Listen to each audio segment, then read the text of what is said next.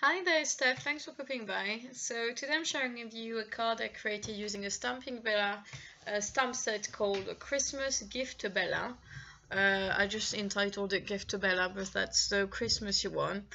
And I decided I was going to color it with Copics. I previously colored it with Prismacolor pencil, and I thought it would be nice to get a different effects with Copics. I started by, so I stamped the image, sorry, with some Memento Tuxedo Black onto some Nina Solar White card, and I started coloring the skin. So I used two different shades of skin color, one slightly darker than the other, but like really a hint, and I just applied it onto the contour of the face, under the hair, just to add a little bit of dimension, but not too much. And then I moved on to the hair. For the hair, I did a pretty brown, well, it's a brunette, it's brown hair. I did a little bit of shading by using three different shades of brown, I believe. And then I moved on to the dress. So for the dress, oh no, sorry, the leaves, of course. I've done a few cards recently. I'm getting a bit mixed up.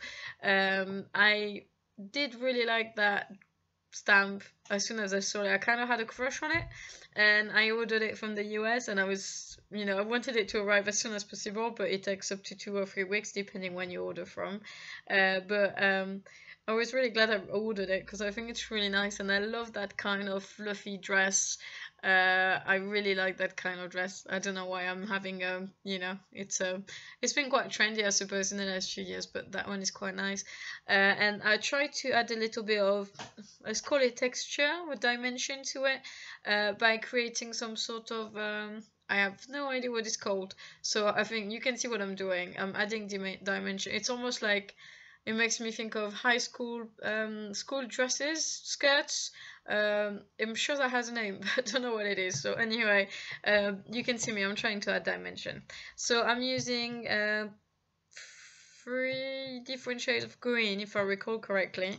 And then I thought, oh, it would be nice to add a pattern. So I used one of the Sakura Micron Pigma pen, and I drew some roses around the existing polka dots.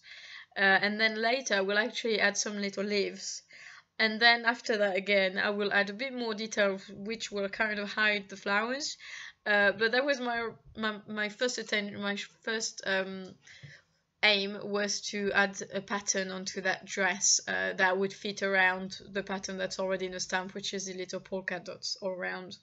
Then I did the shoes in black because I thought it was quite nice and smart, and I thought the belt would be nice in black as well. I think it all, it goes well together. It kind of ties a whole lot together, as well as a hairband as well. This Sakura Micron Pigma are actually really good because you can use them to outline or to color little areas, so it's quite practical, really. And it's really handy if it's like a very, a tiny area like it is here for the belt, so it fits in a gap quite well. And then I added a little bit more dimension on the dress. I thought it was still missing a little bit of something, and here I added a few leaves. I realized I forgot to put the blush, so I did a little blush on the cheeks and then a little bit of red on the mouth. And here I had too much ink in my Copic, and one dropped. So I added more drops, and I just added a little bit. It created a little bit of background. I will add a little bit of pink afterwards, and it just added a little something in the background. That would be like, you could do a mask and then do a stencil background, but that image is very intricate and it would be a nightmare to cut. So instead of losing my cover, I just thought I would add a few dots here and there, and I think it's actually looking quite nice in the end. So then I used my Copic speaker Atu or Atu speaker, dark green and light green. I did quite a lot of little dots which are not obvious here on the video. You kind of have to look at the card from a tilted angle, sorry, so you can see the light reflect on the glitter, but it looks quite nice. And here with a Sakura white gel pen, I'm accentuating the lightest part of the dress, so you can't really see the flowers anymore. I also added a few dots here and there. That dress looks quite busy because there's not much around that dress. I think it actually looks quite nice to have that kind of detail. I did forget to say that I also colored the present as well, and then I'm adding a little bit of shading. So here I decided to go for a cool grey shading rather than a warm grey, but I still think it's quite nice. It depends the color I pick for the dress. Depending on the image, depending on the color I use for the image, I change the color of my background, because otherwise I only use a warm or I only use a cool grey, and I like to use all of them. So I kind of use that as a way for me to determine which shading color I'm gonna use.